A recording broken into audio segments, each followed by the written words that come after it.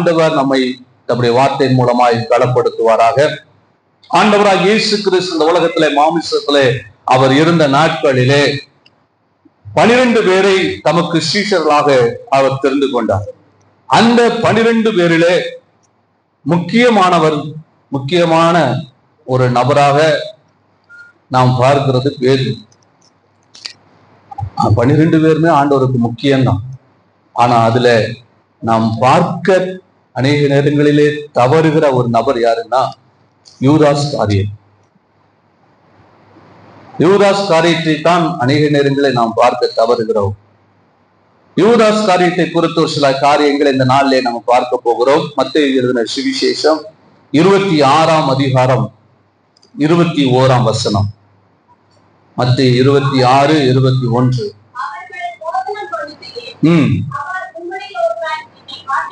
உங்களில் ஒருவன் என்னை காட்டி கொடுப்பான் என்று யூதாஸ் காரியத்தை குறித்து இந்த இடத்துல சொல்லப்படுகிறது. ஆண்டவர் வேற எந்த ஒரு காரியத்தை அவனை குறித்து அங்க சொல்லல. இதுல ஒன்றுதான், ஆனா இதுதான் ரொம்ப முக்கியமானது. உங்களில் ஒருவன், அப்ப 12 பேர்ல ஒருவனாய் இருந்த யூதாஸ் காரியத்து இயேசுவை என்ன செய்தான்? ஆனா ஆண்டவர் சொல்றாரு, நான் போகிறேன், என்ன எழுதப்பட்ட பிரகாரமா நான் என்ன செய்கிறேன், போகிறேன். ஆனா காட்டி கொடுக்கிற அவனுக்கு தான் ஐயோ என்று சொல்லப்படுகிறது. அவன் பிறவாது இருந்தால் அவனுக்கு நவமாயிருக்கும் என்று சொல்லி இதுல 24ஆம் வசனத்துல ஆண்டவர் சொல்றாரு. பாத்தீங்க, எழுதியிருக்கிறபடியே போகிறார். ஆகிலும் எந்த மனுஷனால் காட்டி கொடுக்கப்படுகிறாரோ அந்த மனுஷனுக்கு ஐயோ. அவன் அந்த மனுஷன் பிறவாது இருந்தால் அவனுக்கு. இப்போ பாருங்க, இயேசு இவன் காட்டி கொடுக்கலனாலும் இயேசு கண்டிப்பா அவர் சிலுவையில மரிக்கத்தான் போகிறார். அவர் மரிக்கத்தான் வேண்டும். ஏனென்று சொன்னால் அவர் மரித்தாதான் இந்த உலகத்துல மனுகுலத்திற்கு என்ன கிடைக்கும்? ரட்சிப்பு கிடைக்கும். அதற்காகத்தான் இந்த உலகத்துல ஆண்டவர் இயேசு மாமிசத்திலே அவர் வெளிப்பட்டார் என்பதை நாம் அறிந்திருக்கிறோம். ஆனால் இங்க யூதாஸ் செய்ததான காரியம் என்ன அப்படின்னா, அவன் இயேசுவோடு கூட இருந்தாலும் 12 சீஷர்களில் ஒருவனாய் இருந்தாலும் அவன் இயேசுவை என்ன செய்தான்? முத்தத்தினாலே அவன் காட்டி கொடுக்க அவன் விரும்பினான். அல்லேலூயா. இன்னைக்கு யாரா யூதாஸ் பேரை வைப்போமா? கண்டிப்பா வைக்க மாட்டோம். தாவீது பேரை வைப்போம். ஆனா யார் பேரை வைக்க மாட்டோம்? யூதாஸ் பேரை வைக்க மாட்டோம். ஏன்? காட்டி கொடுத்தான் சொல்லி. ஆனா யூதா என்றால் என்ன அர்த்தம்? துதி என்ற அர்த்தம். யூதா என்றால் துதி. ஆனால் பாருங்க, துதி என்ற அந்த பெயருக்கு மாறாக அவன் வாழ்க்கை அமைகிறது. இன்னைக்கு நிறைய கிறிஸ்தவர்கள் வாழ்க்கையில நம்முடைய பேருக்கும் நமக்கும் சம்பந்தம் இல்லாத வாழ்க்கை வாழ்ந்துட்டு.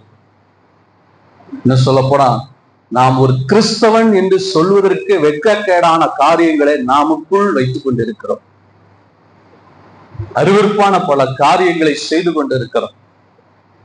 ஒரு கிறிஸ்தவனா கூட, ஒரு அடிப்படை கிறிஸ்தவனா கூட இன்னைக்கு நம்ம வாழ தகுதியற்றவர்களா இருக்கிறோம். அல்லேலூயா. கிறிஸ்தவன்னா யார கிறிஸ்தவன் என்று சொன்னார்கள்? அந்தியோகியா பட்டணத்துல 1 வருட காலமாக இயேசுவை பின்பற்றின சீஷர்களை தான் முதல் கிறிஸ்தவர்கள் என்று அழைத்தார்கள். கிறிஸ்து அவர்கள், அதான் கிறிஸ்தவர்கள். அப்போ அந்த சீஷர்கள் கிறிஸ்துவை பிரதிபலித்தார்கள்.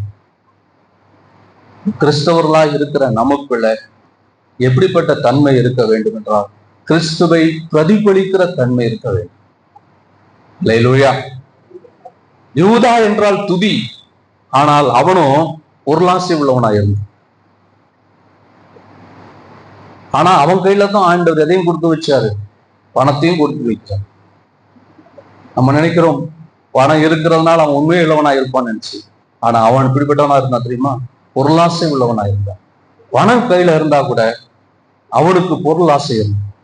அநேக கிறிஸ்தவர்களாகிய என்ன அவருடைய பிள்ளைகளாய் இருக்கிற நமக்குள்ள சீசருக்குள்ள இருக்கிற சில உலக பிரகாரமான சில காரியங்கள். பண ஆசை எல்லா தீமைக்கும் நேரா இருக்கு. பணம் தேவை, நான் இல்லைன்னு சொல்லல. ஆனா பண ஆசை, உலக சிநேகம், உலக சிநேகம் தேவனுக்கு விரோதமான வகை. உலக சிநேகம், மாமிசத்தின் இச்சை, ஜீவனத்தின் கருமை, இப்படிப்பட்ட பல காரியங்கள் இதெல்லாம் இருக்கு. இந்த உபவாச நாள் இருந்தாலும் இது இருக்கும், உபவாச நாள் போனாலும் அப்படிதான் இருக்கும். இது மாறாது. நிறைய பேருக்குள்ள மாறாத பிரமாணமாக இப்படிப்பட்ட சில குணாதிசயங்கள், தன்மைகள் கிறிஸ்தவர்களாகிய நமக்குள்ளும் இருந்து கொண்டுதான் இருக்கிறது. ஆனாலும் செபிக்கிறோம், வேதத்தை வாசிக்கிறோம், சபை கொடுகைக்கு வருகிறோம், இன்னும் நம்முடைய வாழ்க்கை மாற்றமடையாமல் இருக்கிறது. வேதம் சொல்லுகிறது, ஒருவன் கிறிஸ்துவுக்குள் இருந்தால் அவன் புது சிருஷ்டியாய் இருக்கிறான், பழையவைகள் எல்லாம் ஒழிந்தன, எல்லாம். நீ கிறிஸ்தவனா? நான் உனக்குள்ள இருக்கிற பழைய காரியங்கள், நமக்குள்ள இருக்கிற பழைய காரியங்கள் மாறணும் முதலாவது. அல்லேலூயா. சமீபத்துல ஒரு சகோதரனை சந்தித்து, அப்போ அவர்கிட்ட சும்மா பேசும்பொழுது ஒரு சில காரியங்கள் கேட்கும்போது, என்ன பிரதர் குடிக்கிறீங்களா, தண்ணி சாப்பிடுறீங்களான்னு கேட்டேன். பாஸ்டர், அவர் ஏற்கனவே அப்படிப்பட்ட அடிமைத்தனத்துல இருந்தவர். அதுல இருந்து ஆண்டவர் விடுதலையாக்கினார். ஆனா திரும்பியும் அந்த பழக்கத்துல இருந்து மறுபடியும் பழக்கத்துல போயிருக்கிறார். நான் போன நவம்பர் மாசத்துல இருந்துதான் திரும்பியும் விட்டுருக்கிறோம் பாஸ்டர்.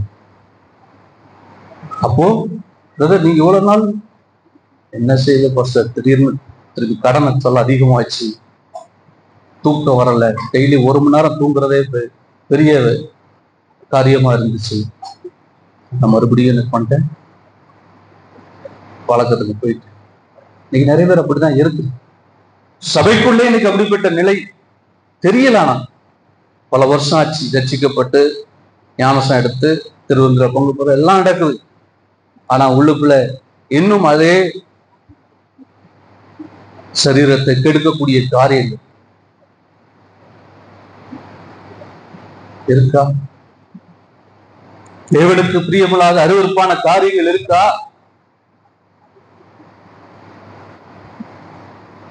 நான் ரோமன் கத்தோலிக்க திருச்சபையை சேர்ந்தவன் தான். ஆனா முத ஆண்டவர் என்னோடு பேசின பைபிளை வாசிக்கும் போது வைக்கிற ஆராதனை பாவம். அன்னைக்கு எல்லா கோயில்லாம் சுத்தினவன், ரோமன் கத்தோலிக்க கோயில் மட்டும் இல்லை, நண்பர்களோடு சேர்ந்து. ஏன்னா வருஷத்துக்கு ஒரு முறை எங்களை அவங்க நான் வேலை பார்க்குற இடத்துல இருந்து டூர் கூட்டு போவாங்க. அப்போ பல சில முக்கியமான இடங்களுக்கு போவோம். வேறெல்லாம் சொல்ல விரும்பல. ஆனா அதுக்கப்புறம் இப்போ நான் போவேன். இப்போ ஒரு சில இடங்களுக்கு நாங்க போனோம். எப்படின்னா, டீமா போனோம், ஊழியர்களா போனோம், ஜெப நடையா போனோம், ஜெபிக்க முடிப்போம் போயிருக்கிறோம். அதையும் சொல்லணும். அல்லேலூயா. சில இடங்கள்ல போய் பல பிரதேசத்துக்குள்ள போய் ஜெபித்து விட்டு வந்தோம். கர்த்தர் அப்படிப்பட்ட கிருபையை தந்தார். அல்லேலூயா, அல்லேலூயா. அது மாத்திரம் இல்ல, அநேக நேரங்கள்ல விட்டு வந்த சில பாவ காரியங்கள், பழக்க வழக்கங்கள், அவைகள் திரும்ப அநேக நேரங்களை தொடரக்கூடிய ஒரு சூழ்நிலைகள் வந்தாலும், முதலாவது நான் பெற்றுக்கொண்ட ரட்சிப்பை நான் இழக்க விரும்புகிறேன். கர்த்தர் இப்படிப்பட்ட ஒரு விலையேறப்பட்ட ரட்சிப்பை எனக்கு தந்திருக்கிறத நான் ஒரு நாள் இழக்க விரும்பல. 2வது, இந்த கனமான அந்த ஊழியத்துக்குன்னு தேவன் என்னை ஏற்படுத்தி அபிஷேகித்து வைத்திருக்கிற அந்த அழைப்பை, அபிஷேகத்தை நான் உதாசீனப்படுத்த விரும்புகிறேன். அல்லேலூயா, அல்லேலூயா. நம்ம வாழ்க்கையில நீங்க ஒருவேளை ஊழியத்துக்கு அழைக்கப்படலாம், உங்க அபிஷேகம், உங்களுக்கு மேல இருக்கிற அபிஷேகம், உங்க மேல இருக்கிற ரட்சிப்பை நீங்க ஒரு நாள் இழந்து போகாத வரைக்கும் எல்லா பாவங்கள்ல இருந்தும் உலக காரியங்கள்ல இருந்தும் உங்களை காத்துக்கொள்ளுங்க. முடிவு புரிந்து நிலை நிற்பவனே ரட்சிக்கப்படுவான். நீங்க செய்ய வேண்டிய காரியத்தை செய்யலனா உங்களை கொண்டு என்ன செய்யணும்னு பிசாசு பிளான் பண்றான்னு செஞ்சிருவான். புரிஞ்சுதா? ஒரு பொல்லாத ஆவி போன மாசமா இந்த மாசம் சொன்னேன், பொல்லாத ஆவி போய் அது வனாந்திரத்தில் அலைந்து திரிந்து தங்குறதுக்கு இடமில்லாத பொழுது என்ன செய்யுமா, தன் விட்டு வந்த வீட்டுக்கு திரும்பி வரும். நீங்க சும்மா இருந்தா செய்ய வேண்டிய இவன் யூதா, இவன் துதிக்க வேண்டியவன், ஆனா சும்மா இருந்ததுனால்தான் பிசாசு அவனுக்குள்ள புகுந்தான். நம்ம செய்ய வேண்டியதை ஒழுங்கா ஜெபம் பண்ணல, ஒழுங்கா நீங்க ஆண்டவருக்கு முக்கியத்துவம் கொடுக்காவிட்டால், தேவனுடைய வார்த்தைகளை வாசித்து அதற்கு கீழ்ப்படியாவிட்டால், விசுவாசிக்க விட்டால், உங்களை கொண்டு பிசாசு என்ன செய்யணுமோ செஞ்சிருவோம். அல்லேலூயா. நான் ஆராதனை சபை கூடுகை விட்டுறாதீங்க, ஏன் பைபிள் வசனம் சொல்லியிருக்கு? பழைய ஏற்பாட்டுல இல்ல, புதிய ஏற்பாட்டுல இருக்கு. எதுல இருக்கு? எபிரேயர் தான் 10:25 என்ன சொல்லி இருக்கு? சபை கூட வாசிங்க. எபிரேயர் 10:25. சபை கூடியவர்களை விட்டு விடாதபடி ஒருவருக்கு ஒருவர் புத்தி சொல்ல. விட்டு விடாதுன்னு நான் இந்த வருஷத்தின் துவக்கத்துல சொன்னேன், ஞாபகம் இருக்கா? சபை கூடுகை விட மாட்டேன்னு ஒரு தீர்மானம் எடுங்க. ஒரு நாள் ஒரு வாரம் கூட விட மாட்டேன். இந்த தீர்மானம் எடுத்து பாருங்க. கர்த்தர் உங்களை பல காரியங்களில ஆண்டவர் உங்களை மகிமைப்படுத்தும். அல்லேலூயா, அல்லேலூயா. தேவனோடு கூட இருக்கிற அந்த உறவு என்பது ஒரு அற்புதமான உறவு, தேவனோடு கூட உள்ள உறவு. ஆனா அந்த உறவை பிசாசு விரும்ப மாட்டான். அல்லேலூயா. நமக்கும் தேவனுக்குமான உறவு என்பது ஒரு அற்புதமானது. பிசாசுக்கு அது பிடிக்காது. அதனால்தான் தேவன் படைத்த மனிதனை பாவம் செய்ய விட்டு தேவனை விட்டு அப்புறப்படுத்துறான். அதே போல தேவன் தெரிந்து கொண்ட இஸ்ரவேல் ஜனங்களை பாவம் செய்ய வைத்து தேவனை விட்டு தூரமாக்கினான். இன்னைக்கு தேவன் நம்மோடு அவர் நெருங்கி உறவாட விரும்புகிறார். அது தனிப்பட்ட ஜெப வாழ்க்கை, சபை கூடுகை, அதே போல குடும்ப ஜெபங்கள், இப்படி பல ஐக்கிய ஜெபங்கள், ஆராதனை, வேத தியானங்கள், பல காரியங்களை சொல்லலாம். இவ்விதமாக தேவன் நம்மோடு உறவாட விரும்புகிறார். அந்த தேவனோடு கூட இருக்கிற அந்த உறவை, அதான் பரிசுத்த பவுல் எபேசியருக்கு கணவன் மனைவிக்குள் அந்த உறவை குறித்து சொல்லிட்டு வரும்பொழுது இந்த ரகசியம் ஏன் சொல்றாரு? இது எப்படிப்பட்டது? கிறிஸ்துவுக்கும் சபைக்குமானது. கர்த்தருக்கும் நமக்குள்ள உறவுக்கு ஈடு இந்த உலகத்துல ஒண்ணும் கிடையாது. இதை சகிக்க முடியாததான் பிசாசு சில நேரங்கள்ல. இப்ப சபையில பாஸ்டரா இருக்கிறேன், புதுசா ஒருத்தர் சபைக்கு வராரு, என்கிட்ட ரொம்ப அதிகமா ரொம்ப க்ளோஸா இருக்கிறாரு, பல வருஷமா சபைக்குள்ள இருக்கிறோம். நம்ம மனசு எப்படி இருக்கும் சொல்லுங்க? நம்முடைய மனசு எப்படி இருக்கும்? பல வருஷம் சபைக்குள்ள இருக்கிறோம், ஆனா புதுசா ஒருத்தர் ரொம்ப ஐக்கியமா இருக்கிறாரு. மனசு எப்படி இருக்கும்? நேற்று கூட பாஸ்டர் எவ்வளவு க்ளோஸா இருக்கு, உள்ளக்கு ஒரு எரிச்சல் இருக்காது. அதுக்கு 2 கண்ணு 2 மூக்கு வாயெல்லாம் வச்சிருவோம். அவங்க பெரிய ஆளு, அவங்க நிறைய கொடுப்பாங்க, இது எக்ஸ்ட்ரா நம்ம வைக்கிற மூக்கு வாய் கண்.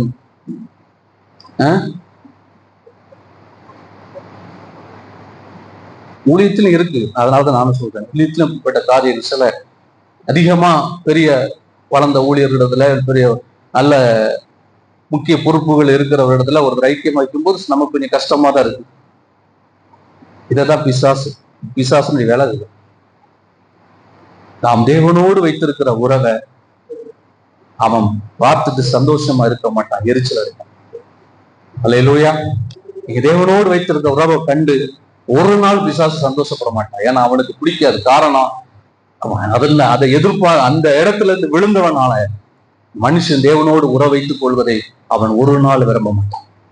அல்லேலூயா.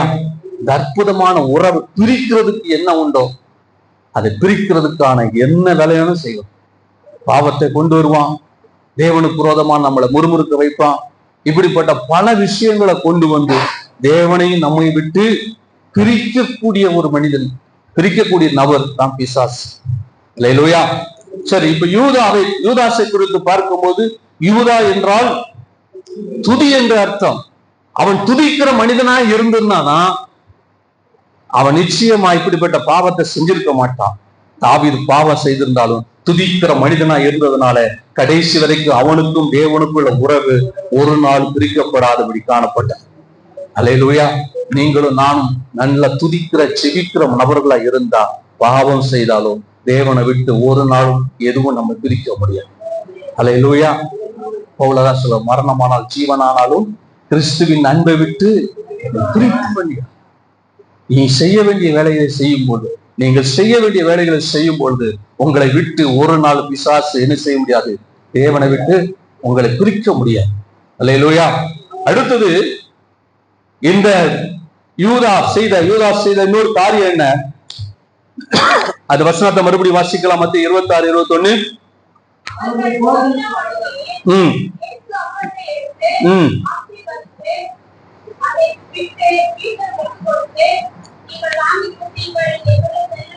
இருபத்தாறு 21 தானா?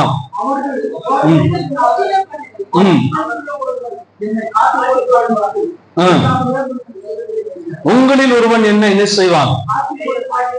காட்டி கொடுப்பான் என்று மெய்யாகவே. எப்படி காட்டி கொடுப்பான்? எப்படி காட்டி கொடுப்பான்? முத்தத்தினாலே காட்டி கொடுப்பான் என்று. முத்தம் என்பது என்ன? 1 பேதுரு 5ஆம் அதிகாரம் 14ஆம் வசனம் வாசிங்க. 1 பேதுரு 5:14.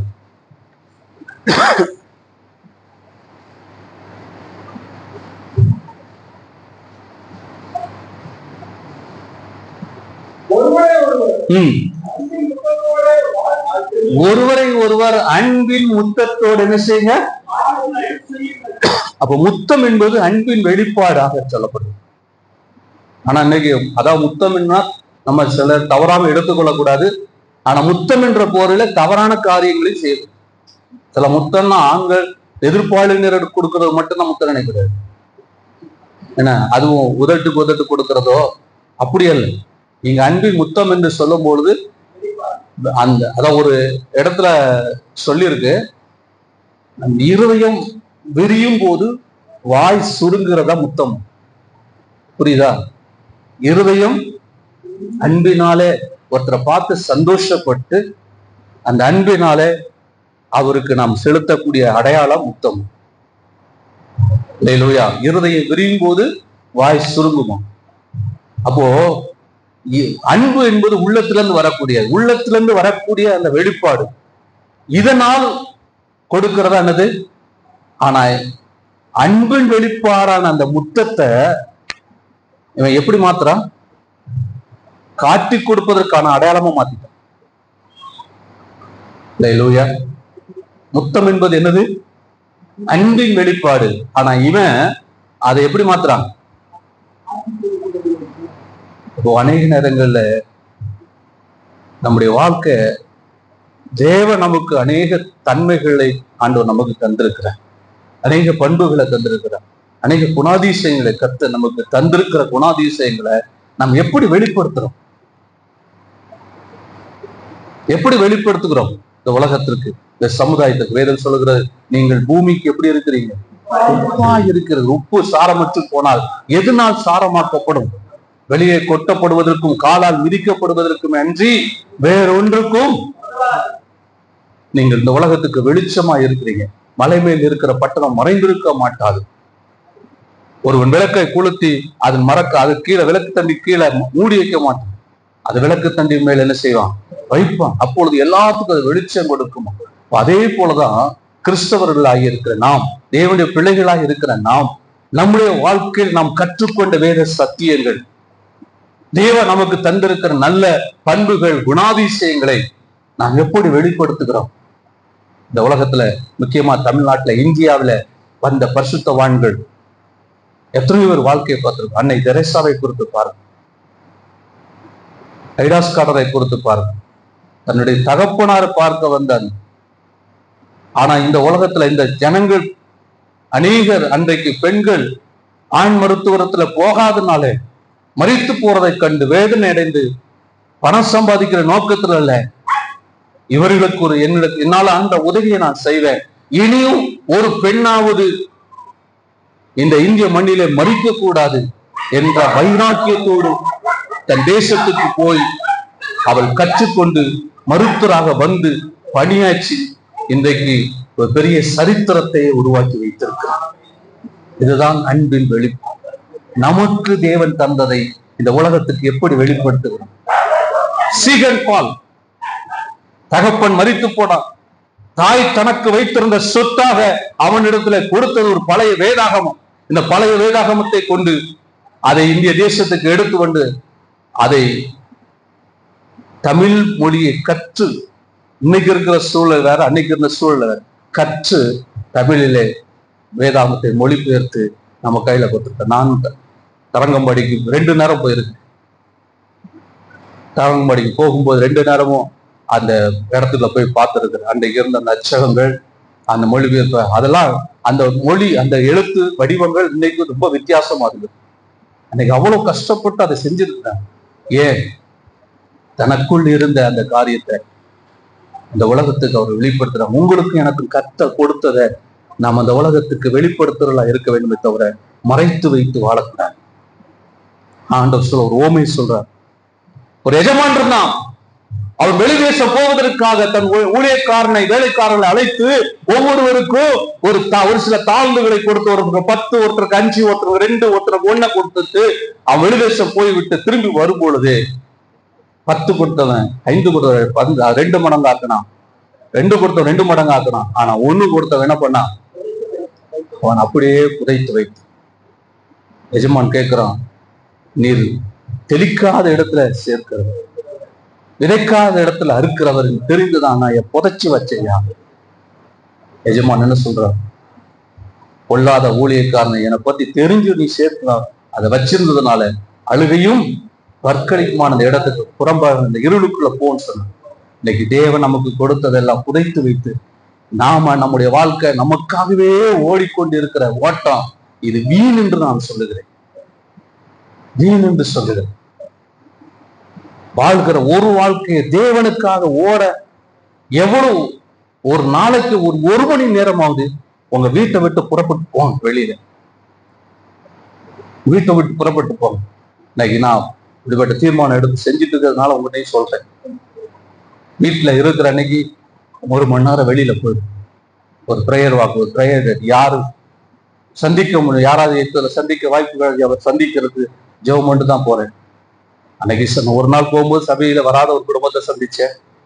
அப்படி யாராவது சந்திக்கிற வாய்ப்பு இருந்தா சந்தித்து அவங்களுக்கு சுவிசேஷம் சொல்ல நான் இருக்கிற நாள்ல லூக்கால வாசிக்கும் போது அந்த சொல்லுகிறார், இப்போ முதலாவது 12 பேரை தெரிந்து கொண்டார், 2வது 70 பேரை தெரிந்து கொண்டார், 12 பேருக்கு அதிகாரம் கொடுத்தார், 70 பேரை சொல்றாரு எனக்கு முன்னே போங்க, 2 பேரா போங்க, நீங்க எதையும் வினாவ வேண்டாம், யார்கிட்ட எதையும் கேட்க வேண்டாம், போங்க, நீங்க சமாதானம் உண்டாகட்டு சொல்லுங்க, சமாதானத்துக்கு பாத்திரம் தான் உங்களை ஏற்றுக்கொள்வான், அவருக்கு சொல்லுங்க, அவ்வளவுதான். ரொம்ப ஈஸி. நமக்கு எதிர்படுகிற, நம்ம வேலை பார்க்கிற இடத்துல, நம்ம படிக்கிற இடத்துல, நம்ம வாழ்கிற பகுதிகளில் எவ்வளவோ ஜனங்களுக்கு இன்னைக்கு ஆண்டவர் அறியாம வாழ்ந்து கொண்டு இருக்கிறார். அல்லேலூயா. அவர்களுக்கு இயேசுவை பத்தி, இயேசு யார் என்பதை பற்றி சொல்ல வேண்டிய நம்முடைய கடமை. அல்லேலூயா, அல்லேலூயா. சரி, பாருங்க, தேவன் நமக்கு தந்ததான எத்தனையோ காரியங்களை இன்னைக்கு நம்ம புதைத்து வைத்துக் கொண்டு வாழ்ந்து கொண்டு இருக்கிறோம். தேவன் தந்ததை நாம் செயல்படுத்த தேவன் நமக்கு கிருபை தருவாராக. அடுத்தது வாசிங்க, மத்தேயு 26:23 வசனத்தை வாசிங்க.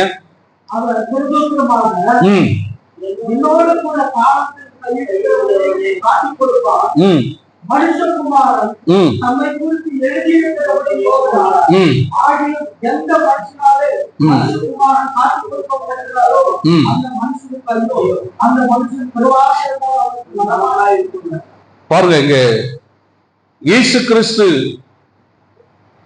யூதாஸ் தன்னை காட்டிக் கொடுப்பான் என்பதை அவர் ஏற்கனவே அறிந்திருந்தார். அறிந்திருந்தபடினாதான் ஏற்கனவே சொன்னார் 21 வசனத்துல, உங்களில் ஒருவன் என்னை காட்டி கொடுப்பான் என்று முதலாவது பொதுவா சொல்றார். அப்படி சொல்லும் பொழுது 22 வசனத்துல வாசிங்க. மிகவும் துக்கம் அடைந்து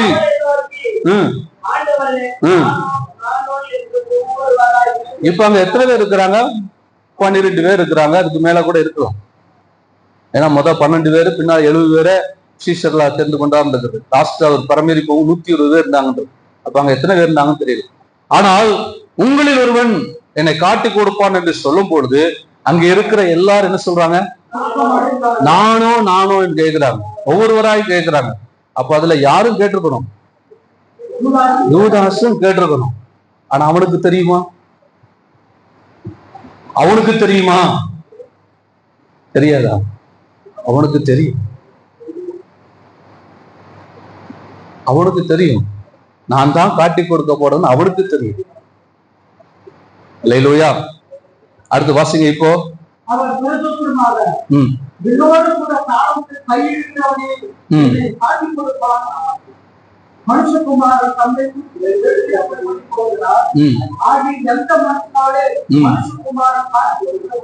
முதலாவது உங்களில் என்னை காட்டி கொடுப்பான்னு சொல்லும் பொழுது எல்லாரும் நானோ நானோ என்று கேட்கும் போது அவனும் கேட்டிருக்கு. இரண்டாவது என்னோடு கூட தாளந்தில் இந்த இதை நீங்க வாசித்து பாத்தீங்கன்னா போஜனம் நடக்கக்கூடிய போஜன பானம் நடக்கக்கூடிய பந்தி அமர்ந்திருக்கிற சூழ்நிலையில தான். அதாவது போஜனம் பண்ணுவதற்கு முன்பாக அப்படி இல்லை, நடந்து கொண்டிருக்கிற சூழ்நிலை. லூக்கால வாசித்தீங்கன்னா அவர் அப்பத்தை பிட்டு கொடுத்துட்டாரு, திராட்சரசத்தையும் எல்லாத்தையும் கொடுத்ததுக்கு அப்புறம் அந்த வார்த்தையை சொல்லப்பட்டிருக்கிறோம். ஆனா இங்க சொல்லி இருக்குது பாருங்க, அவர் என்னோடு கூட தாளத்தில். ஆனா அந்த நேரத்தில் அவன் தான் கையிட்டு இருக்கிறான். அப்பத்தை வாங்கி என்ன செஞ்சிருக்கான்? அப்பத்தை எடுத்து திராட்சை ரசத்துல அவன் தோய்த்து இருக்கிறான் அவரோடு கூட. ஆனா அங்க இருக்கிற யாருக்கும் தெரியல, அது புரியல. அப்ப அவனுக்கு தெரியுமா தெரியாதா? தெரியும்.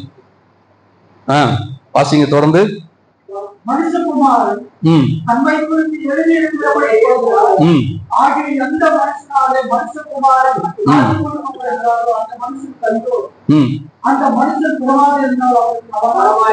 என்றால் வாசிங்க.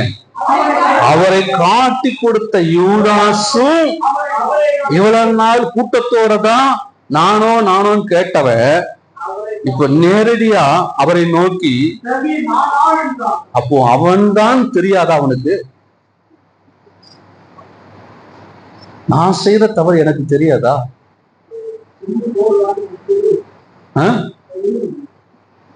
நான் செய்யற பாவம் எனக்கு தெரியாதா? ஆனா ஆண்டவர் சொல்லார், நீந்தாப்பா. பாருங்க, ரபி நானா நானோ என்றான். அதற்கு அவர், நீ சொன்ன. ஆண்டவர் மற்றவங்களுக்கு முன்னால அவனை குற்றப்படுத்த விரும்பல. அப்படி குற்றப்பட்டிருந்தா கூட ஒருவேளை அவன் தப்பிச்சிருக்கானா, தப்பிச்சிருக்கலாமோ என்னன்னு தெரியல. ஏன்னா மற்ற சீசர்லாம் சேர்ந்து அவனை காட்டி கொடுக்க விடாதபடிக்கு இவனை தூக்கி கொண்டீங்கன்னா ஒளிச்சு கூட வச்சிருப்போம். அப்போது சூசைட் பண்ணாம இருந்திருப்போம். ஆனா பாருங்க, கர்த்தர் அவனை ஒரு மோசமான முடிவுக்கு அவனை கைவிட்டுட்டார். சில நேரம் யோசிக்கும் போது ஏன் ஆண்டவருக்கு செய்யறாருன்னு யோசிக்கிறது. ஆனா இன்னொரு நேரம் ஆனா ஆண்டவர் உணர்த்துறார். இப்ப இன்னைக்கு வாசிக்கணும், எத்தனை நேரம் கேட்டாலும் செவிட்டு விரியனை போல காதை அடைத்து கொண்டு தேவ சத்தத்துக்கு செவி கொடுக்காம மனம் திரும்புதலுக்கு இடம் இல்லாம இருக்கும் பொழுது தேவனே அவனை எதற்கு ஒப்பு கொடுக்க? அவன் பிறவாதிருந்தா நலமாயிருக்கும் அப்படின்னா, அப்ப அவனுடைய முடிவு வெறும் மரணம் மட்டும் இல்லை, அதை விட மோசமானது.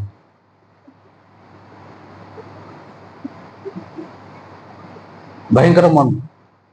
இன்னைக்கு நாம் அநேக நேரங்கள்ல உலகத்துக்கு முன்பாக கூட நம்மளை யாருன்னு நாம் காட்டிக்கொள்ள முடியாதபடி நானோ நானோ என்று சொல்லி நீங்கள் உலகத்துக்கு முன்பாக நீங்கள் அதை செய்யவில்லை என்று சொல்லி நீங்க உங்களை காண்பிக்காதபடி இருக்கலாம். ஆனா உங்க மனசு சொல்லுது நீங்க தான். வேலை பார்க்கிற இடத்துல, படிக்கிற இடத்துல, நீங்க இருக்கிற இடத்துல ஒரு தவறை செய்துட்டீங்க. உலகத்துக்கு முன்பாக எல்லாருக்கும் முன்பாக உங்களை காண்பிக்கிறதுக்கு வெட்கமா இருக்குது. நாளைக்கு யாராவது நம்மளை இப்படி சொல்லிடுவாங்களோ, இந்த நபர் இப்படி செஞ்சிட்டாங்க, இந்த நபர் இப்படி சொல்லிட்டாங்க, இவங்க இப்படி பண்ணிட்டாங்க, இவங்க சபைக்கு போறவங்க, இவங்க இப்படி பண்ணிட்டாங்கன்னு சொன்னா நமக்கு வெட்கமாயிருமேன்ற நிலையில உலகத்துக்கு முன்பு அவங்களை காண்பிப்பதற்கு சார் வெட்கப்படலாம். ஆனா உங்க மனசு சொல்லுத, உங்க உள்ள சொல்லுத, அவனே கேட்கிறான் நானும். இப்பவும் ஆண்டவர் சொல்ல, நீ சொல்றபடி,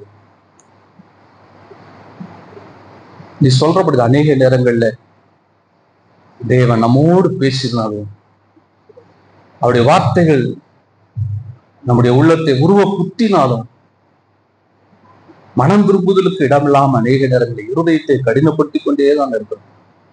ஆனா இதே மாதிரி இன்னொரு சம்பவத்தை வாசிக்கலாம். அது 26ஆம் அதிகாரம் 34ஆம் வசனத்தில் வாசிங்க.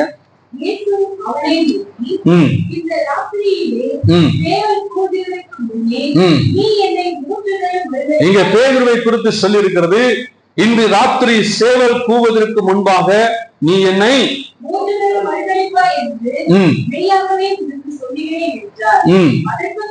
அதற்கு பேதுரு மோடு மறிக்க வேண்டியதா இருந்தாலும்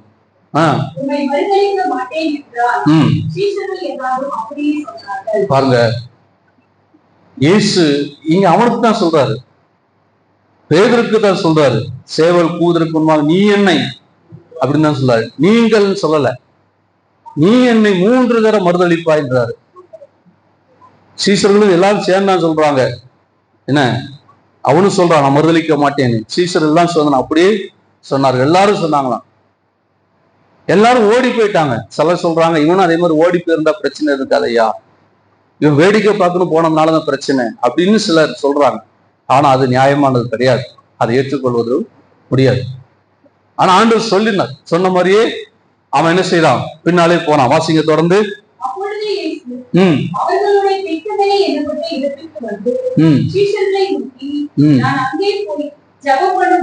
சாரி, 70ஆம் வசனத்தின் வாசிங்க.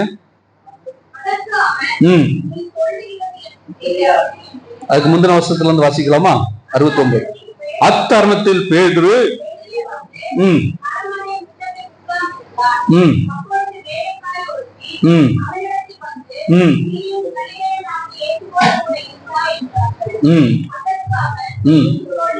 ஏற்கனவே ஆண்டவர் சொன்னாரு 3 முறை நீ மறுதளிப்பாங்க. நான் இந்த இடத்துல சொல்லி இருக்குது. மார்க்ல நீங்க வாசிக்கும் போது 2 முறை சேவல் கூவதற்கு முன்பாக 3 முறை மறுதளிப்பாங்க. சேவல் 2 முறை கூவும், 3 முறை மறுதளிப்பார், மார்க்ல சொல்லப்பட்டிருக்கிறது. ஆனா மத்திய சொல்லும் பொழுது அதுல இப்படி சேவல் கூவதற்கு முன்பாக நீ 3 முறை மறுதளிப்பாங்க. இப்ப அதே மாதிரி இவன் இயேசு பிடித்து கொண்டு போறாங்க, பின்னாலே போறான். அவன் போய் அரண்மனை முற்றத்துல அவன் உட்கார்ந்து இருக்கும் போது அங்க வேலைக்காரி கேட்கிறா, நீயும் கலிலேயனாகிய இயேசுவோடு கூட இருந்தாய் என்பதற்கு அவன், நீ சொல்றது எனக்கு தெரியாது என்று எல்லாருக்கும் முன்பாக என்ன செய்தான், மறுதளிக்கிறான். அடுத்து வாசிங்க தொடர்ந்து. வாசல் மண்டபத்திற்கு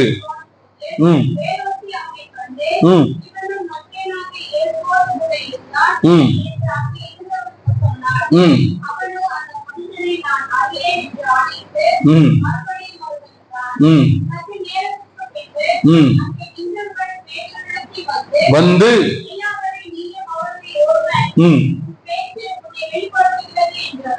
பாருங்க, 2வது திரும்பவும் அவன் ஒரு இடத்துக்கு வரும்பொழுது திரும்பவும் என்ன செய்கிறான், அவன் மறுதளிக்கிறதை நாம் பார்க்கிறான்.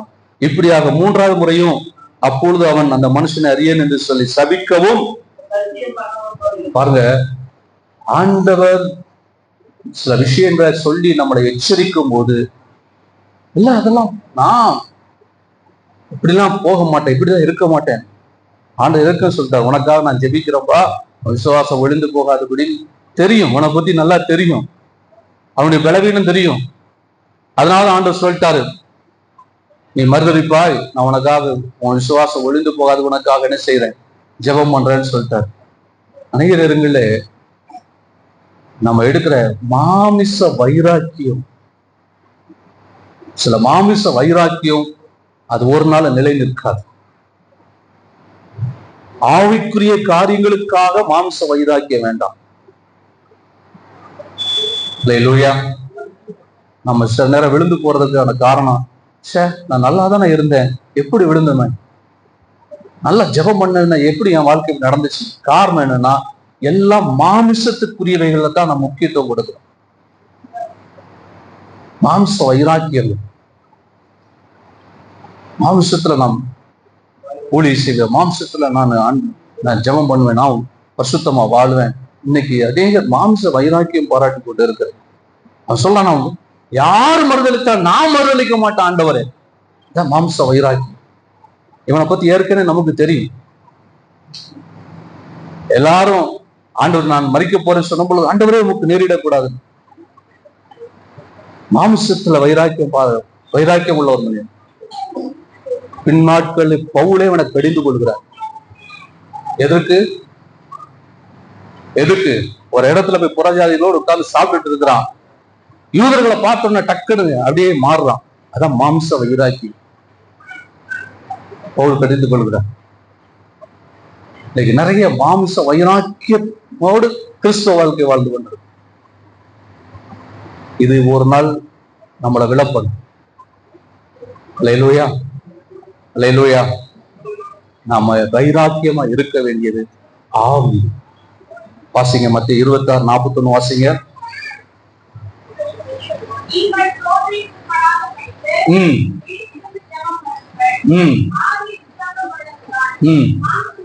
பாருங்க, இயேசு அன்னைக்கு அவர் கெத்செமனே தோட்டத்துல அவர் ஜெபம் பண்ண போகும்போது, அவர் ஜெபம் பண்ணும்படியாக சீஷர்கள் அழைத்து கொண்டு போறார். எல்லாரும் ஃபர்ஸ்ட் 3 பேரும் ரொம்ப க்ளோஸா கொண்டு போறாரு. அங்கேயும் போனா அவங்க தூங்கிட்டாங்க. வந்து பார்த்தா இவங்களும் தூங்கிட்டாங்க. ஆண்டவர் சொல்றாரு, திரும்பி வந்து பாக்குறாரு, தூங்கிட்டு இருக்கிறாங்க. சொல்றாரு, மாமிசம் பலவீனம் உள்ளதாப்பா. அதனால சொல்ல, மாமிச வைராக்கியம் கூடாது. ஏன்னா மாமிசம் பலவீனம் உள்ளது. இன்னைக்கு நீங்க மாமிசத்துல எடுக்கிற தீர்மானங்கள், நீங்க மாமிசம் பலவீனம் உள்ளதுன்னா அடுத்த நாள் அதை செய்ய முடியாது, அதை நிறைவேற்ற முடியாது, எழுந்து போய். ஏன்னா மாமிசம் பலவீனம் உள்ளது. அல்லேலூயா. ஆனா ஆவியிலே வைராக்கியம் வந்து ஆண்டவர் சொல்றாரு, ஆவியில் உற்சாகம் உள்ளது. இப்ப வாசிங்க, மத்தேயு மார்க் 8:12 வாசிங்க. மத்தேயு 26:41 வாசித்தீங்களா? தம்முடைய ஆவியில் பெருமூச்சு விட்டு, பாருங்களேன், யூதர்கள் என்ன தேடுவார்கள்? அடையாளத்தை தேடுவார்கள். யூத ஜனங்கள், இந்த சந்ததியார் அடையாளத்தை தேடுகிறார்கள் என்று சொல்லி ஆவியில் பெருமூச்சு விடுகிறார்.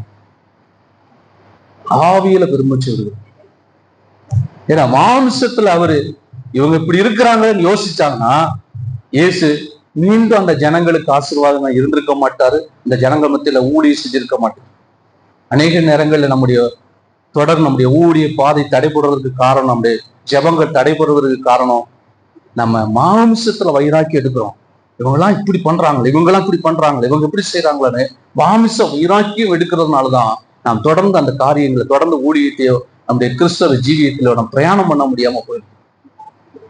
அல்லேலூயா. பவுல் பாருங்க, அதே போல பவுலுடைய வாழ்க்கையில் அப்போஸ்தலர் நடவடிக்கைகள் 17ஆம் அதிகாரம் 16ஆம் வசனம் வாசிங்க. அப்போஸ்தலர் நடவடிக்கைகள் 17:16. அத்தேனா பட்டணத்தில் காத்து கொண்டிருக்கையில் அந்த பட்டணம் விக்கிரகங்களால் நிறைந்திருக்கிறதை கண்டு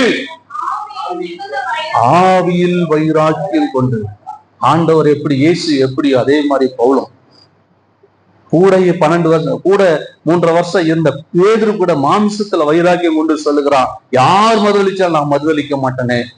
ஆனால் அத்தனை பட்டணத்துல பவுல் காத்து கொண்டிருக்கிறது, அங்க விக்கிரங்கள் நிறைந்திருக்கிறத கண்டு என்ன பண்ணானா, ஆவியில் வைராக்கியம். நமக்கு தேவை ஆவியில வைராக்கியம். அப்பதான் அந்த காரியத்தை தேவ ஆவியோடு இணைந்து நம்முடைய ஆவியில நாம் வீழ்த்த முடியும். சில அநேக நேரங்கள்ல இந்த உலகத்துல இருக்கிற காரியங்களை ஜெயிக்கணும்னு நினைத்து நான் விழுந்து போயிடும். இந்த உலகத்தை ஜெயிக்கணும், பாவத்தை ஜெயிக்கணும், உலகத்தை ஜெயிக்கணும், இந்த உலகத்துல கிரியை செய்கிற அந்தகார வல்லமைகள் எல்லாம் ஜெயிக்கணும்னா ஆவியில வைராக்கியம் உள்ளவர்களாய் ஜீவனம் பண்ணணும், ஆவியில வைராக்கியத்தோடு ஜெபம் பண்ணணும், ஆவியில வைராக்கியத்தோடு செயல்படணும். அல்லேலூயா. அடுத்தது வாசிங்க, 18:5 வாசிங்க. அப்போஸ்தலர் 18:5. மக்கெதோனியாவிலிருந்து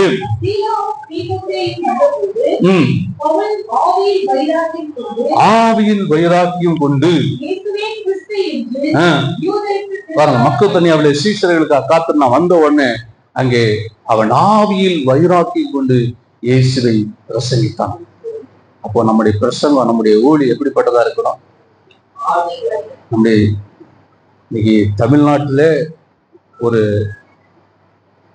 பெயர் வாங்கின ஒரு பெரிய ஊழி, மூத்த ஊழி, மாமிசத்துல சில விஷயங்களை பேசுறார், நல்லா தெரியுது. மாமிச வைராக்கியத்துல பேசுறார், சத்தியத்துக்கு புறம்பா பேசுறார். ஜனங்களை சத்தியத்துக்குள்ள நடத்த வேண்டிய அவர்கள் சத்தியத்தை விட்டு விலகிறதுக்கு காரணம் மாம்ச வைராக்கியம். ஏன்னா வேதம் அப்படி. பவுல் பாருங்க, அற்புதம் நமக்கு தேவை, வரங்கள் தேவை. ஆனா என்ன சொல்லியிருக்கிற பவுல் தெரியுமா? என்ன சொல்லியிருக்கிறாரு? வரங்களை.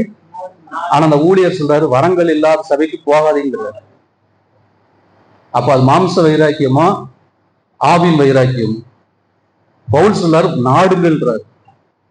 இல்லையே, சபைக்குள் அது இல்லையே, சபை அதை தெரிந்து கொள்ளாம இருக்குதே அப்படின்னு சொல்லி வாவில வைராக்கியம் கொண்டு சபை அதை பெற்றுக்கொள்ளணும் பவுல் எழுதுகிறார். இவ்வளவுக்கும் பொருந்தி சபை மிக மோசமான சபை, அதுக்கு அப்படி சொல்றார். நிறைய ஊழியர்கள் மாமிச வைராக்கியம் கொண்டு அவர்கள் ஜனங்களை தவறா வழி நடத்துறாங்க. ரொம்ப கவனமா இருக்கணும். சில வளர்ந்த ஊழியர்கள் நம்ம நினைக்கிறோம் அவங்க சொல்றதெல்லாம் சரின்னு நம்ம ஏற்றுக்கொள்ளப்படும். ஏன்னு சொன்னா சில மாமிச வைராக்கியத்துல பேசுறாங்க. ஆவியிலே நாம் வைராக்கியம் உள்ளவர்களாக அந்த தான் மாற்றத்தை கொண்டு வரும். மாம்ச வைராக்கியம் மாற்றத்தை கொண்டு வராது. நீங்க மாம்சத்துல வைராக்கியம் எடுத்து மாம்சத்துல செயல்படும் பொழுதெல்லாம் என்ன வரும்னா, உங்களை நோக்கி பல எதிர்ப்புகள். மாம்சத்துல நீங்க போராட வேண்டியது, மாம்சத்துல யுத்தம் பண்ண வேண்டியது. அதனாலதான் பவுல் சொல்லுகிறார் எபேசில, உங்கள் யுத்தம் மாமிசத்தோடு இரத்தத்தோடு அல்ல, எதோடு? அந்தகார வல்லமைகளோடு வானமண்டத்தின் கொள்ளாத ஆவிகளின் சேனைகளோடு உங்களுக்கு யுத்தம். அல்லேலூயா. அப்போ நம்முடைய வைராக்கியம் எதுல இருக்கணும்னா ஆவில இருக்கணும். ஆனா பேதுரு இப்ப சொல்லுகிறான், ஆண்டவர் எல்லாரும் மறுதளிச்சால் நானும் போய் மறுதளிக்க மாட்டேன். ஆனா ஆண்டவர் பாருங்க, அவனை திரும்ப திரும்பியும் சொன்னார். 2 முறை சேவல் என்று சொல்லும் பொழுது பொதுவாக அநேகருடைய கருத்து சேவல் என்ற அந்த பறவையை குறித்து சொல்லியிருக்கு. ஆனா உண்மையில அது சேவல் என்பது பறவையை குறித்துதானா என்பது அல்ல. ஏன்னு சொன்னா யூதர்கள் பகல் 12 மணி நேரம், இரவு 12 மணி நேரம். இரவு ஜாமம் என்று இருப்பாங்க. இரவு 3 மணி நேரம் ஒரு ஜாமம், அடுத்த 3 மணி நேரம் 2வது ஜாமம், அடுத்த 3 மணி நேரம் 3வது ஜாமம், அதுக்கு பிறகு காலை, அதிகாலை. அப்புறம் இப்போ அதிகாலைங்கும் போது அதுக்கு ஒரு எக்காலம் ஊதுவாங்க. ஒவ்வொருக்கும் ஒவ்வொரு தொனி வித்தியாசம் இருக்கு. யுத்தத்துக்கு ஒரு தொனி, ஒவ்வொரு தொனி. அதே மாதிரி இந்த அதிகாலை நேரத்துக்காக ஊதப்படுகிற எக்காலத்துக்கு அந்த தொனிக்கு பேரு சேவல். அந்த சேவல் கூவிட்டுன்னா சேவல் கூவல, இந்த எக்கால ஒலி, அது தொனி வித்தியாசம் இருக்கு. அதான் 2 முறை. ஏன்னா உடனே கிடையாது. ஒரு இடத்துல இருந்து இன்னொரு இடம், ஒண்ணு வெளியில அரண்மனை முற்றம், அடுத்த அரண்மனை இப்படி ஒவ்வொரு இடம் மாறி இருக்கு பாருங்க. அப்போ இதுல இருந்து பிரயாணம் பண்ணுவது ஏதோ 5 நிமிஷம் 10 நிமிஷத்துல நடந்திருக்காது. ஏன்னா ஒரு இடத்துல வச்சு அவரை விசாரிக்கிறாங்க, அடுத்து இன்னொரு இடத்துக்கு கூட்டு போறாங்க. அப்போ அதுக்கு இதுக்கும் எப்படினாலும் 2-3 மணி நேரம் வித்தியாசம் இருக்கு. அது ஒரு ஜாமத்துல இருந்து இன்னொரு ஜாமத்துக்கான இடைவெளி 3 மணி நேரம் வித்தியாசம் இருக்கு. அப்போ அங்க ஒரு அதிகாலை ஒரு ஜாமம், அதுக்கு ஒரு சேவல் ஓட்டு, ஒரு எக்காலம் ஊதப்பட்டது. அதுக்கு இந்த 2 காலை, அதிகாலை காலை, இந்த 2 ஜாமத்துக்கு இடையான ஊதப்படுகிற அந்த எக்கால துணி இந்த இடம், அதைத்தான் சொல்லப்படுகிறதா சில வேத அறிஞர்கள் சொல்றாங்க. இதுல அது ஊதும் போதுதான் இந்த பேதுருக்கு என்ன வந்திருக்கும்? முதலாவது ஊத போடும்போது என்ன வந்திருக்கும் சொல்லுங்க? ஆண்டவர் சொன்னது ஞாபகம் வந்திருக்குமோ, வந்திருக்காதா? ஆனா மாம்ச வைராக்கியத்துல திரும்பி நின்று பார்க்கலாம். ஆண்டவர் சொல்றார் மோசையை பார்த்து, மோசே பாறை கல்பாறை போய் பேசு. இந்த ஜனங்கள் சொன்னதை போன கோல் எடுத்துட்டு சாத் மாம்ச வைராக்கியத்துல திரும்பியும் அடிக்கும். நினைவு இருக்கும், நினைவு இல்லாம இருக்குமா மோசைக்கு? ஆண்டவர் பேச சொன்னாரா, அடிக்க சொன்னாரா? இவன் சொன்னாரு, நீ 2 முறை சேவல் கூவதற்கு 3 முறை மறுதளிப்பாயினார். முதல் முறை சேவல் குவிச்சு, அப்பவே அவன் மனசுல தோண்டி இருக்கும், அநேக சில காரியங்கள் உங்களை உணர்த்திட்டு தான் இருக்குது. ஆனா மாம்ச வைராக்கியத்துல நான்லாம் அப்படின்னு ஓடுறீங்க, தவறு. வேண்டாம். என்னை ஒப்பு கொடுத்து ஆண்டவரை என்னை மாற்றுங்க, என் மாம்ச வைராக்கியத்துல இருந்து என்னை மாற்றி நான் ஆவியில வைராக்கியத்தோடு இந்த காரியங்களை ஜெயிக்க கிருபை தாங்கன்னு கேளு. மாமிசத்துல வைராக்கியம் உள்ளவரா நீங்க செயல்படும் பொழுது உங்களுக்கு பிரச்சனைகள் வளரும். நீங்க ஜெயம் எடுக்க முடியாது. நீங்க அநேக காரியங்களை தோற்று போவீங்க. ஒருவர் உங்களுக்கு விரோதமாய் மாமிசத்துல செயல்படும் பொழுது நீங்களும் அவருக்கு விரோதமாய் மாமிசத்துல செயல்படுவீர்கள் என்றால் நீங்கள் தான் தோற்று போவீங்க.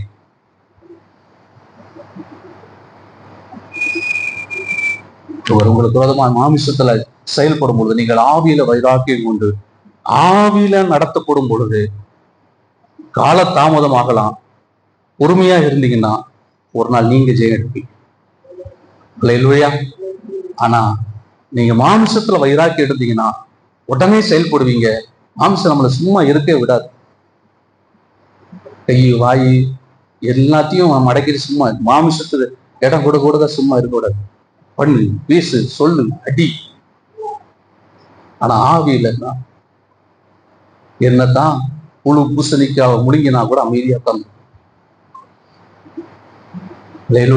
ஆவியில வைராக்கி. முதல் சேவை குவிச்சு இன்னைக்கு நிறைய பேருக்கு அப்படிதான் ஆண்டவர் சொன்ன எத்தனையோ காரியங்கள். அதன் உங்களை ஒரு விஷயத்தை பார்க்கும்போது, ஒரு நபரை பார்க்கும்போது, ஒரு சூழ்நிலை பார்க்கும்போது ஒரு காரியம் உங்களுக்கு உணர்த்தப்பட்டு கொண்டேதான் இருக்குது. ஆனாலும் இன்னும் ஆவியில நீங்க மாம்சத்துல வைராக்கியத்தோடு ஓடிட்டு இருக்கிறீங்க. இதை பார்க்கும்போது எனக்கு இது ஞாபகத்துக்கு வருது, இதை பார்க்கும்போது எனக்கு இது எண்ணத்து வருதா வரலையா? வருதா வரலையா? இந்த நபரை பார்க்கும்போது அவங்களோடு பேசின வார்த்தை, இந்த நபரை பார்க்கும்போது அவரோடு செய்த காரியம், மொபைல் போனை பார்க்கும்போது, அந்த நம்பரை பார்க்கும்போது வருதா வரலையா? ஆனாலும் நான் விழமாட்டேன். இது மாம்ச வைராக்கியம். உணர்த்தப்படும் போது மனம் இருக்கும். அந்த சொன்ன மாதிரியே நடந்துச்சு. 2 முறை சேவல் கூவனும், 3 முறை மறுதளித்தான். ஆனாலும் அவனை போல அல்ல. யூதாஸ் காரியத்தை அவன் மனம் திரும்புறதுக்கு இடம் கொடுக்கல. ஆனா இவன் அதுக்கப்புறம் என்ன செஞ்சானா, மனம் கசந்து வாசிங்க.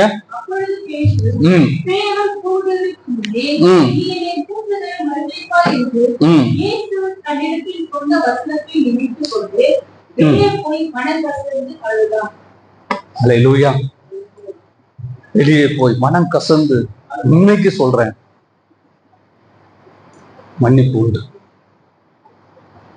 எல்லாத்துக்கும் மன்னிப்பு உண்டு. மனம் கசந்து அழுதான். உங்க பாவத்துக்கு, நீங்க இசை தவறுக்கு நீங்க இன்னைக்கு அழுது ஒப்பு கொடுத்தா உங்களுக்கு மன்னிப்பு உண்டு. இன்னைக்கு உண்டு, மன்னிப்பு இருக்கு. நீ சொன்ன மரிப்பது வரைக்கும் நமக்கு மன்னிப்பு இருக்கு, தருவார். மனம் திரும்பினான். பாவங்களை மறைக்கிறவன் வாழ்வடைய மாட்டான், அறிக்கை செய்து விட்டு விடுகிறவனும் இரக்கம் பெறுவான். கிருபை பெருகிறதுனால பாவம் பாவத்துல நிலை நிற்போம்னு நினைக்க கூடாது. அது மகா பெரிய தவறு. ஆனால் பாவம் செய்துட்டா கர்த்தர் உங்க மேல கிருபையா இருக்கிறதுனால அன்னைக்கு வச்சிருக்கிறாரு உயிரோட. இல்லைன்னா என்னைக்கோ நம்மளை கொண்டிருப்பாரு. வச்சிருக்கிறதுனால மனம் திரும்பத்தான் வச்சிருக்கிறாரு, வேற ஒண்ணும் கிடையாது. மனம் திரும்ப எவ்வளோ காரியங்களை கொண்டு கர்த்தர் ஒரு இடத்துக்கு போனா ஒரு காரியத்தை உணர்த்தும். ஒரு ஆளை பார்த்தா ஏதோ உணர்த்தும். அந்த இடத்துல மணந்துருக்கு, அந்த இடத்துல மணந்துருக்கு. அப்பவே சொல்லி அறிக்கை செய்யும். நான் போன மாசத்துல நாங்க பாஸ்டர்ஸ் எல்லாம் கூடி ஜெபம் பண்ணோம். அப்படி ஜெபிக்கும் போது ஒரு இதை கொடுத்துல ஒரு பிரிண்ட் அவுட் ஒரு இதில் கொடுத்து என்னோட ஜெபம் மனசுல எல்லாம் கொடுத்தாங்க. எனக்கு அதில் விருப்பம் இல்லைன்னு அதை அப்படி வச்சுட்டேன். ஆனா மறுநாள் நான் ஜெபிக்கும் போது அதே காரியத்தை ஆண்டவர் எனக்கு உணர்த்தினான். நீ இந்த காரியத்துல இந்த நபரை மன்னித்து ஜெபம் உணர்த்தினேன். அப்பொழுதே நான் ஆண்டவர்கிட்ட ஒப்பு கொடுத்து மன்னித்து அந்த காரியத்துக்கு ஆச்சு. இப்பவும் அந்த ஆளை பார்க்கும்போது சில நேரங்கள்ல எனக்குள்ள வருது. ஆனா ஆண்டவர் உணர்த்துறாரு, எப்ப மன்னிச்சுட்டல்ல, திரும்ப கசப்பு வைக்காது. வருது, கசப்பு வைக்காது, எரிச்சல் வைக்காது, மன்னிச்சுட்டல விட்டுரு, நான் பார்த்துக்கிறேன். நிறைய மன்னிச்செல்லாம் திரும்பி அப்படிதான் இருக்கிறோம். அல்லேலூயா, அல்லேலூயா. அப்படி நம்ம எல்லாரும் முழங்கால் படிட்டு ஜெபம் பண்ண போறோம்.